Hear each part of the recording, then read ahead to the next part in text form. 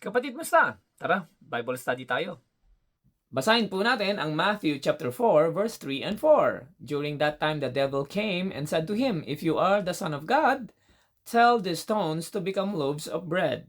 But Jesus told him, "No, the scriptures say, people do not live by bread alone, but by every word that comes from the mouth of God." No, dito makikita po natin na meron pong kaaway, si Satan. The devil came, no? So, minsan po meron pong dumarating sa ating pong mga buhay na unexpected.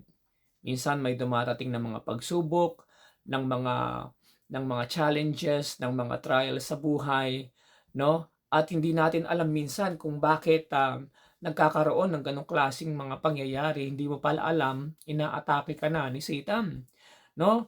Please listen, remember that we have an enemy, walang iba kundi si Satan himself.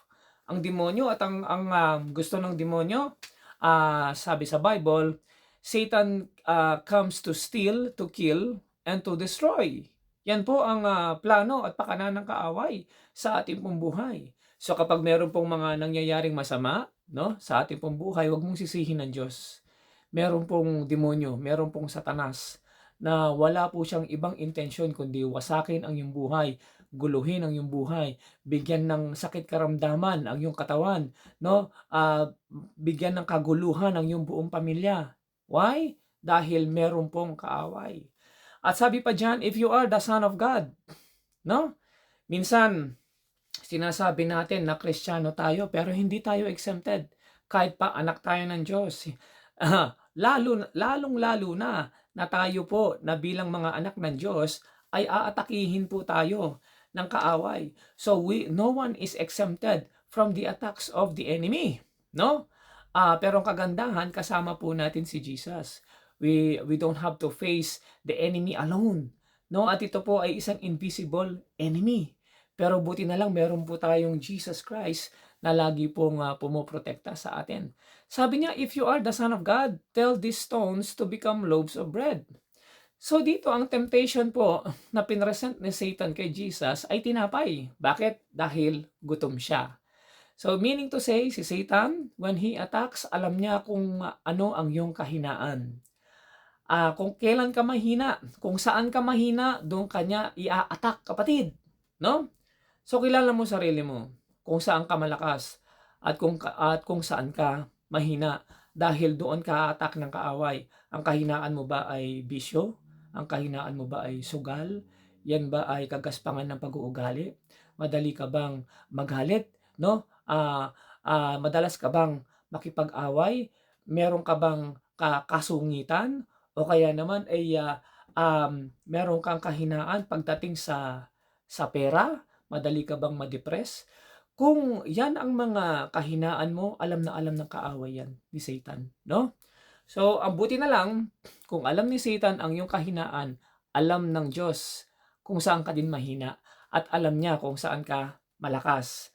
Pero ano po ang weapon na ipinapakita po ni Jesus dito when we are dealing with the attacks of the enemy. Sabi ni Jesus dito, but Jesus told him, "No, the scriptures say, people do not live by bread alone, but by every word that comes from the mouth of God." No? Ayan po ang ating pong weapon.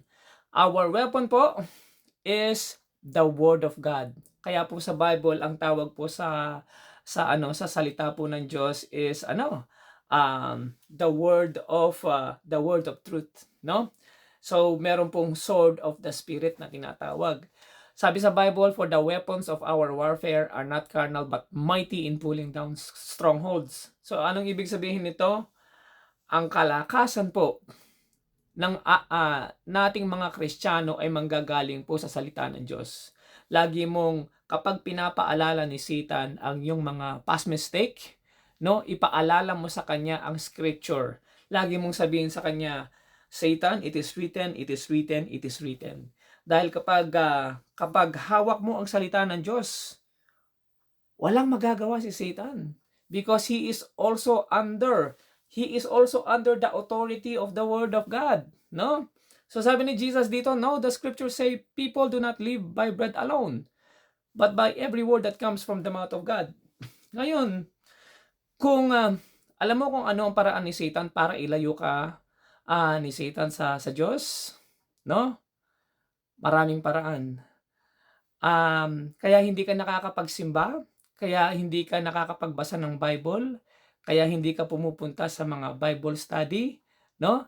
Kaya hindi ka nagchi-church, no? Ginagawa ka niyang busy.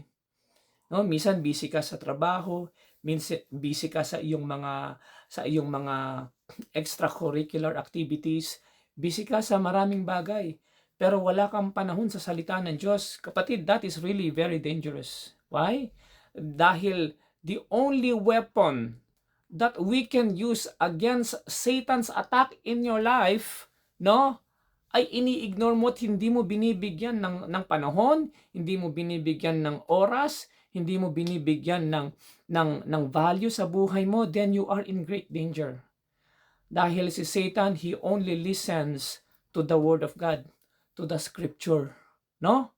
Kapag hawak mo ang salita ng Diyos, kapatid, meron kang weapon, meron kang protection, meron kang wisdom na nanggagaling po sa ating pong Panginoon. Ugaliin mong magbasa ng salita ng Diyos. I-memorize mo ang mga promises ng Panginoon.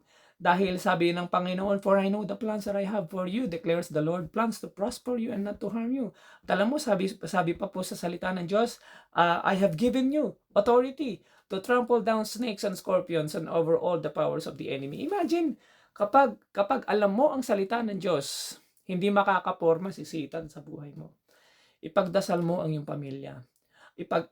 Ihingi mo sa Diyos ang pagpapala, ang proteksyon, at ang favor sa pamamagitan ng ating pong daily devotion sa pag-aaral po ng salita ng Diyos. At kapatid, katulad po ni Jesus, lagi niyang sinasabi, It is written, the scripture say, the scripture say. Magbaon ka ng salita ng Diyos, kapatid, and Satan will not be able to destroy you. No, yun lamang po, mag-iingat po kayo at sana yung makasama ko po kayo muli sa ating susunod na Bible study. God bless.